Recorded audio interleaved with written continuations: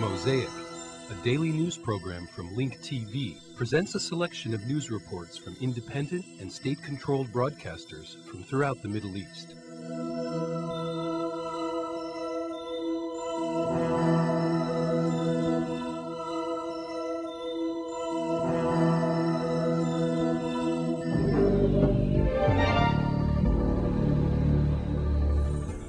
Peace be upon you and welcome to the news. The Foreign Minister of Syria, Farouk al-Shara, held some media responsible for compelling the Interior Minister, Ghazi Kanan, to commit suicide. Shara also held the International Investigative Committee responsible because of the unjust accusations made against Kanan. Meanwhile, the first lawyer in Damascus, Muhammad Marwan al-Luji, confirmed that Kanan killed himself with a gunshot. He said that there were no signs of violence on his body, which refutes that he was killed by Syrian authorities.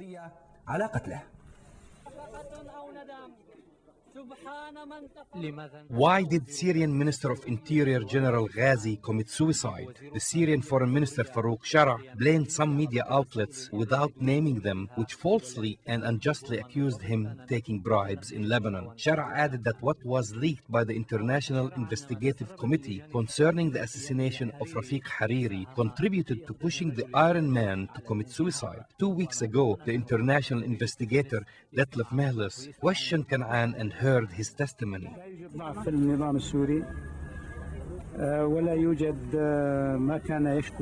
The Syrian regime is not weak. Mr. Kanan did not complain about the Syrian regime, but he did complain about some of the media outlets. This is clear from his statement that he made on the day of his suicide.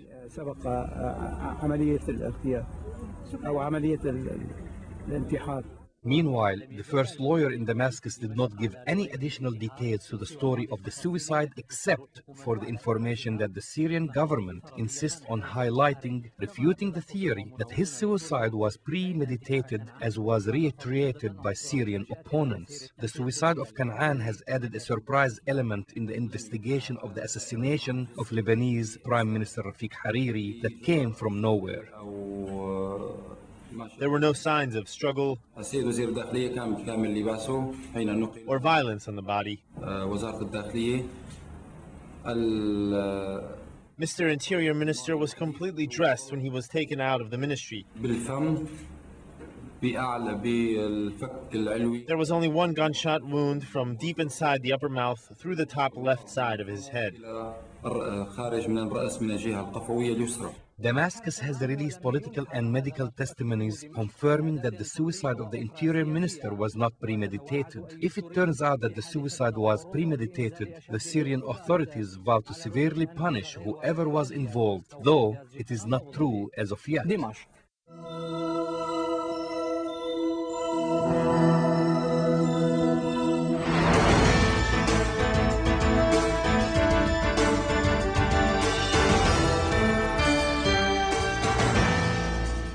The Syrian Interior Minister and former director of the military intelligence in Lebanon, Mr. Ghazi Kanan, has committed suicide.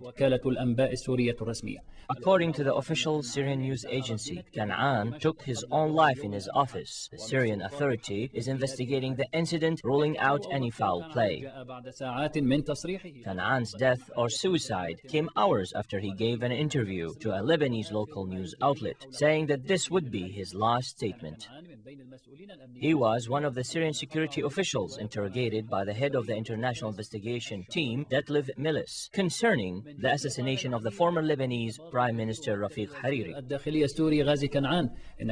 According to the Syrian Deputy Interior Minister, Walid Abaza, Mr. Kanan killed himself by firing a single bullet into the roof of his mouth in his office. He went to his house for approximately 20 minutes and came back to the office. Moments later, the sound of a gunfire was heard and he was found dead with a handgun pointed to his mouth. Mr. Abaza confirmed that Kanan will be buried in his hometown of Hamra near the city of Latiqa.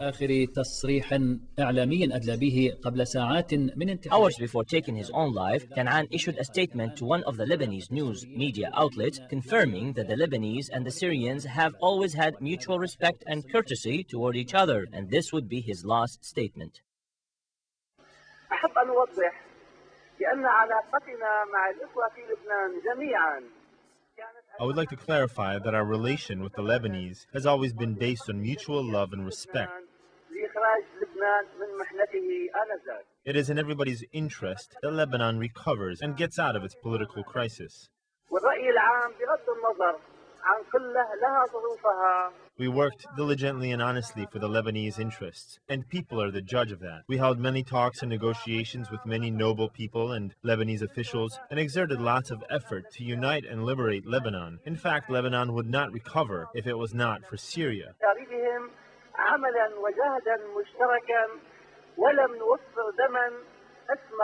Rumors about the Syrian involvement of Hariri's assassination are baseless, and they only exist in the minds of those spreading hatred and animosity between the two nations.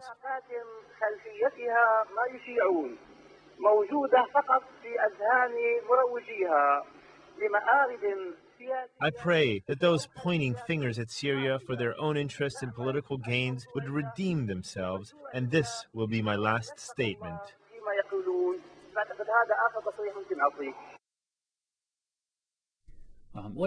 Who is Ghazi Kanan, the man who lived many years of his life moving back and forth from Lebanon to Syria? And why did he end his life while he was serving as a minister?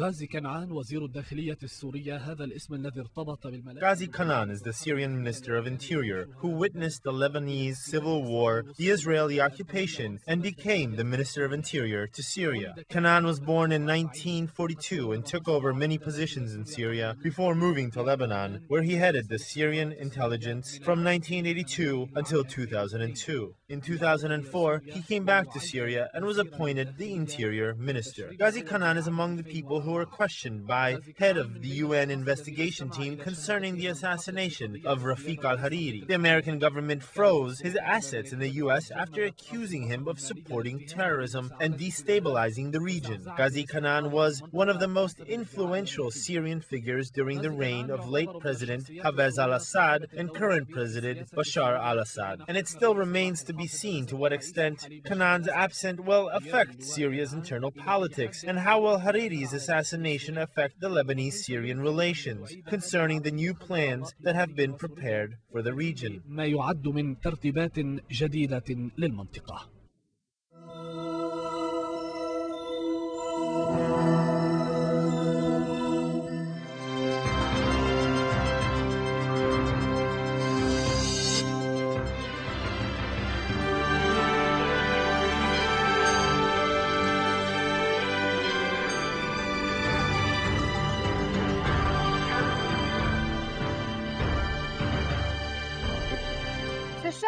In Iraq, the referendum on the constitution that will take place next Saturday will be the start of a new political phase that aims at returning Iraq's permanent sovereignty.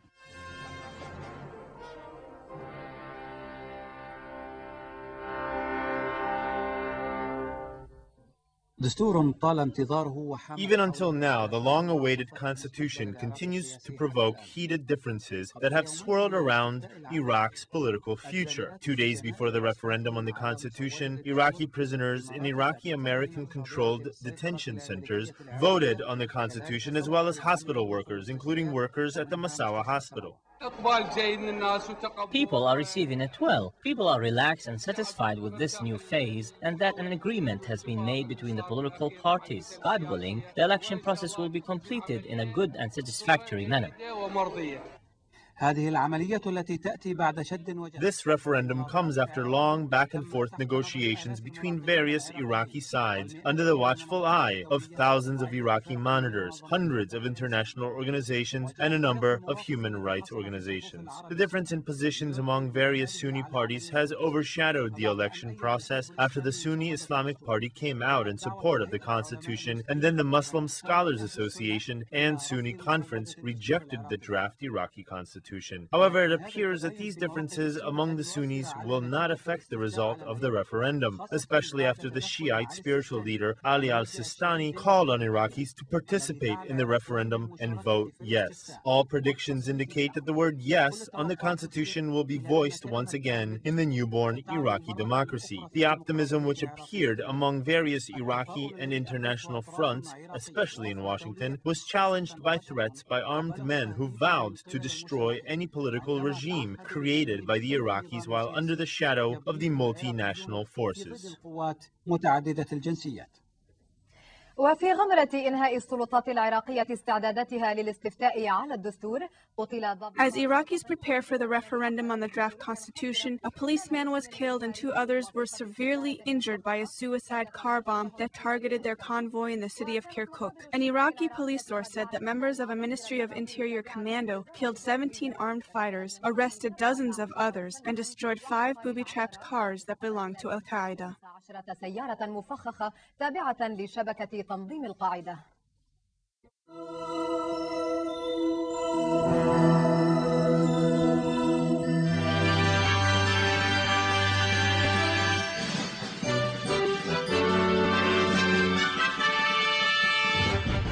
A source closely associated with the Iraqi criminal court, where Saddam Hussein will be prosecuted, confirmed that the first day of his trial will be the preliminary hearing. Prosecutors will read the charges against Saddam and members of his regime in their opening statement, and the defense will present their rebuttal statement. The first sessions will be devoted to the Dajjal case, after which the former Iraqi regime executed dozens of people in 1982 due to an allegation that they attempted to assassinate Saddam by opening fire on his motorcade. والذي ينتظره العراقيون بشغف ليعرفوا ما الذي سيطال من حكم بحقه. The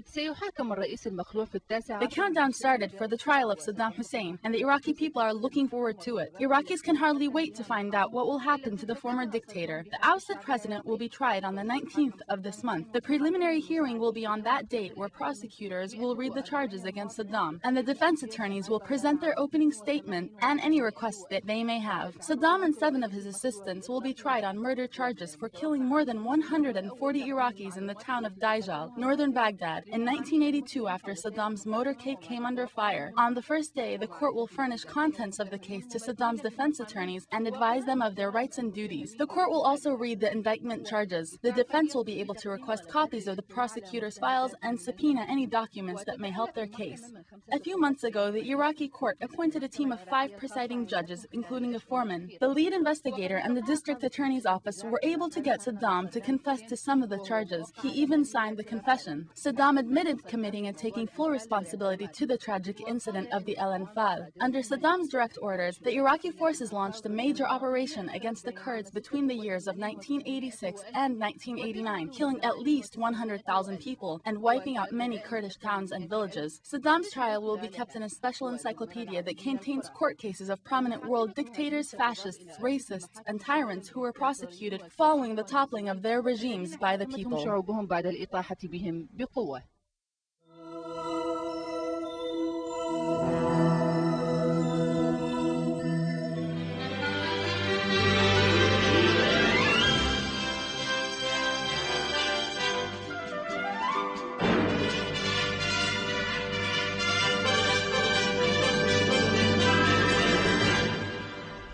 Upon the royal directives of His Majesty Sultan Qaboos to send aid relief trips to assist the affected people by the earthquake which struck recently Kashmir region in Pakistan, the first 2 air flights carrying a shipment of relief materials offered by the Sultanate took off. The shipment contains foodstuff, camps, blankets and clothes to shelter the damaged people. The 2 batches comes within several batches of relief consignments which will be sent by the Sultanate to Pakistan in the coming several days. Meanwhile, relief supplies moved into Pakistan's earthquake zone today as the official death toll was raised to 25,000, but survivors and rescuers struggled to distribute the material. Pledges of around 350 million had been received from abroad so far, and appeals had raised close to 17 million domestically. Pakistani Kashmir's region's main city, Muzaffarabad, was devastated, and outlying areas suffered huge damage and numerous casualties, but most parts have yet to be reached as landslides triggered by the quake have blocked or swept away roads. Pakistani troops raced to reach remote parts of earthquake-hit Kashmir where no relief workers had set foot, and thousands are feared dead. More than 60 people were killed today in the southern Russian city of Nalchik in simultaneous attacks on government targets claimed by rebels from nearby Chechnya. President Vladimir Putin's special envoy to the region, Dmitry Kozak, said the militants had seized hostages in a police station. Most of those killed in fierce fighting were among the some 150 gunmen who launched the attacks. The dead also included around a dozen local residents. Interfax news agency said the militants also attempted to attack the Nalchik airport but were thwarted. Officials ordered an emergency evacuation of a school in the area due to its proximity to the sites under attack. The gunmen were dressed in civilian clothing and took advantage of panic to blend in with the local population, hiding weapons under their clothes as they changed locations before opening fire again on security forces.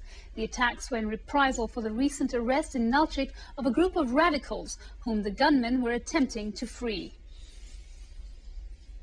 Public prosecutor Mohammed Marwan al-Luwaiji said today Syrian Interior Minister Ghazi Kanan shot himself in the mouth with his own gun after technical procedures were carried out and the body was examined by 3 coroners. The prosecutor said examination of the body and fingerprints as well as testimony from the minister's employees, including Senior Aide General Walid Abaza, indicated that it was a suicide by gunshot. The minister was immediately taken to Al-Shami hospital in Damascus. He was admitted to intensive care where he died after several attempts to revive him. Meanwhile, Syria has repeatedly denied any involvement in the murder of Hariri, former Lebanese prime minister. Iraqi prisoners and hospital patients are voting ahead of the rest of the country in Iraq's constitutional referendum. Thousands of Iraqi detainees who have not been brought to trial were allowed to vote in prisons across Iraq today. Voting across the rest of Iraq isn't due to start until Saturday.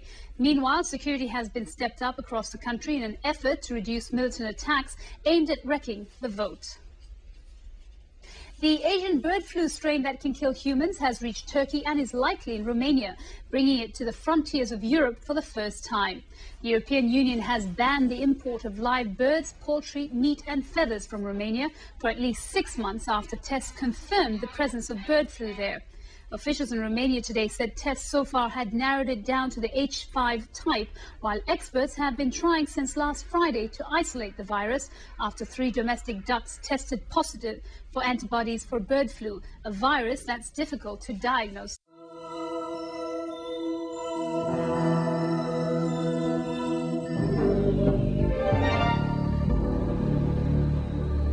The Islamic Bank in Moscow has been attempting to expand in the commercial sector and find funding in accordance with Islamic law. Despite the fact that the monetary transactions put forth by the bank are newly established, it finds a large marketability among Arab businessmen and other people as well. Ra'ed Muhammad has the details. Fasting in Russia does not affect economic life, even as Muslims continue to work in accordance to the general prevailing rules. The Bedr Forte Bank, an Islamic bank in Moscow, is not affected by this month, except that it sometimes finds difficulty contacting other Islamic banks, but it continues to provide services.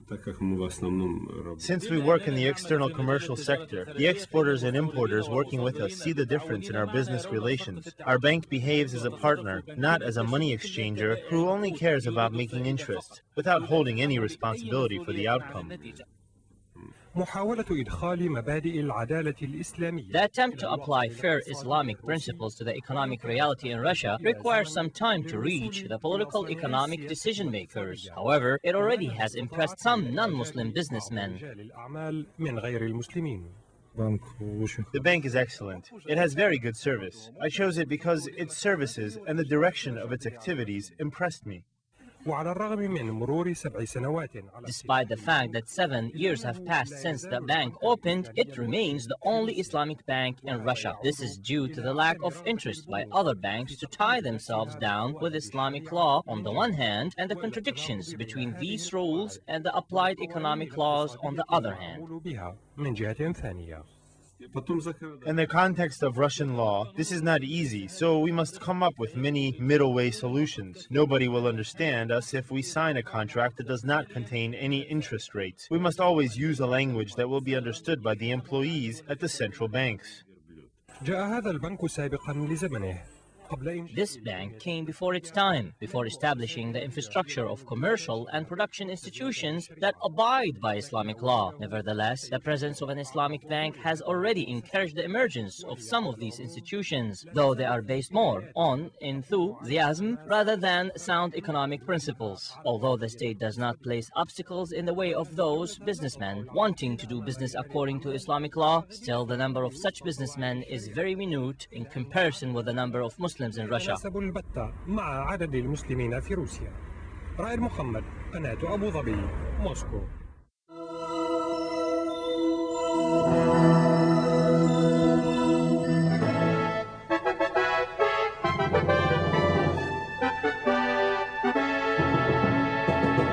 Once again to avert starvation in Africa, as increasingly serious food shortages made worse by the AIDS pandemic put millions at risk in the world's poorest continent.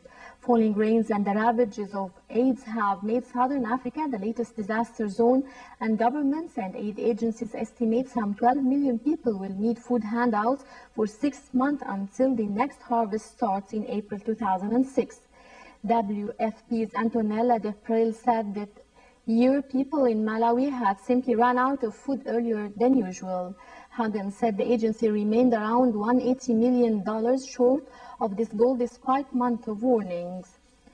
Poor rains in many parts of the region have left much of the staple maize crop stunted and withered on the stalk, not least in Zimbabwe, whose once flourishing farm sector is in crisis. The AIDS pandemic is killing off much of the rural workforce and leaving many peasants too sick to till the land. Farmers in densely populated Malawi have sown crops up steep hillsides, leading to erosion. Some 5 million Malawians, almost half the population of one of the world's poorest countries, need food aid, and malnutrition levels are rising alarmingly. Some Malawians have already died after eating inedible plants, according to rural residents. Experts at a conference in nearby Zimbabwe warned that malnourished people were even more vulnerable to foodborne disease that kill an estimated 700,000 Africans each year. The International Red Cross said it also urgently needed $27 million to help feed the needy in Lesotho, Malawi, Mozambique, Namibia, Swaziland, Zambia, and Zimbabwe. But there is concern about donor fatigue after the experience of Niger in West Africa, where children are still starving despite relief operations held by media exposure of the crisis. But aid agencies, Africa's plight has been high on the global agenda since world leaders agreed in July to increase aid to the continent, plus deals to scrap crippling debt for some nations. But aid agencies fear people in the developed world may be tired of TV pictures of poor and hungry Africans. Others disagree. The African Union's Peace and Security Council, PSC, opened a high-level meeting to help plan how Ivory Coast will be governed after October 30, the date of a cancelled presidential poll. The closed-door talks were set to focus on the resolution of last week's summit meeting of the Economic Community of West African States, ECOWAS, convened in Abuja after it became clear the elections marking the end of Ivorian President Laurent Gbagbo's mandate would not be held on time, leaving a constitutional vacuum. The summit was attended by South African President Thabo Mbeki's, Nigeria's Olusegun Obasanjo, Sudan's Omar al-Bashir, and Ethiopian Prime Minister Meles Zenawi. Other PSC member states, there are 15 lower-level officials. Some 26 heads of state from all PSC and ECOWAS states had been invited. Gbagbo, who announced that he would not attend and also stayed away from the ECOWAS talks, sent a representative to Addis Ababa, where the AU has its headquarters. Ivory Coast, for 3 years, been split into two along truce lines patrolled by French and UN soldiers, with Gbagbo controlling the south and new forces rebels controlling the north and part of the west. Efforts to heal the divisions have instead spawned further discord, with the rebels backing an ECOWAS-led mediation and the president favoring an initiative put forward by South Africa's President Thabo Mbeki. In addition, the rebels want Gbagbo to step down when his term comes to an end on October 30, the date initially set for polls to give way to a 14 to 18-month transitional period headed by a neutral leader. But the president has rejected the proposal, insisting that he can only step down after elections are held. AU peacemakers have given no hint of their own stance on the standoff that threatens to shatter hopes of keeping the former economic powerhouse of the region in one piece. A failed coup attempt in September 2002 gave rise to an armed rebellion in the north that has unsuccessfully tried to unseat the Gibago amid international pressure to end the crisis. The UN International Criminal Court has issued the first arrest warrants for 5 leaders of a Ugandan rebel group accused of atrocities against civilians. The head of the UN mission in the Democratic Republic of Congo, DRC, William Lacey Swing, UN Chief Kofi Annan's special representative in DRC, said the notifications for the arrest of the 5 chiefs of the notorious Lord's Resistance Army, LRA, went out last week to the governments of DRC, Uganda, and Sudan. The ICC arrest warrant of the 5 believed to include notorious Uganda's LRA rebel LRA chief Joseph Kony came as Ugandan President Yoweri Museveni warned last month that DRC and the UN mission there, known as MONUC, must disarm LRA rebels who recently crossed into eastern DRC, or else his troops would do so. The LRA had been operating bases in both northern Uganda and southern Sudan, from where they launched brutal attacks on villages in either country, displacing masses of people. It is notorious for atrocities committed against civilians and abducting villagers as bearers, child soldiers, conscripts, and sex slaves. According to Monique, 380 LRA fighters have since mid-September been hiding in the Ramba National Park in the extreme northeast of the DRC after being chased out of their southern Sudan bases. UN sources say that Uganda has already deployed troops along its border with DRC. The Hague-based ICC, the first ever permanent treaty-based international criminal court, has demanded to prosecute individuals for crimes against humanity, genocide, war crimes, and crimes of aggression. It assumed the jurisdiction to investigate serious war crimes in northern Uganda last year after Museveni referred the matter to the court. Kony's crimes include torture and mutilation, abduction, sexual violence, forced recruitment, and the killing of people the LRA considers are supporters of Museveni. The LRA took over leadership of a rebellion in northern Uganda in 1988 and vowed to oust the Museveni government and replace it with one based on the biblical 10 Commandments. The conflict has displaced more than 1.6 million people who are living in crowded and unhealthy camps in northern Uganda, most of which are prone to attacks.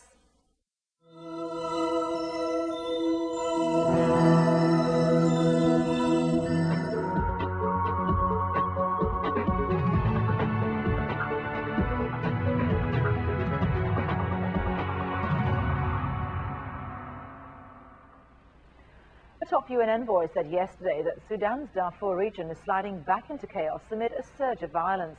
The account from Juan Mendes, the UN Special Advisor on the Prevention of Genocide, who has just visited the region, was the latest sobering assessment of the area. Following the delivery of his latest report, the UN Security Council, Mendes said that he found the situation much more dangerous and worrisome than he had expected.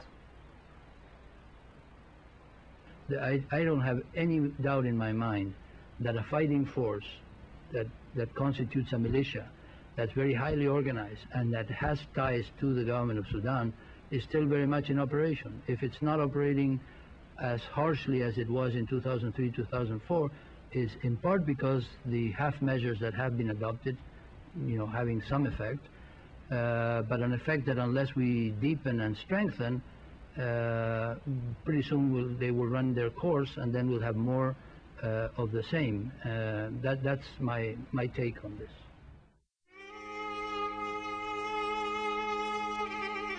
The views expressed on Mosaic are not those of Link TV or its sponsors, but of the broadcasters themselves.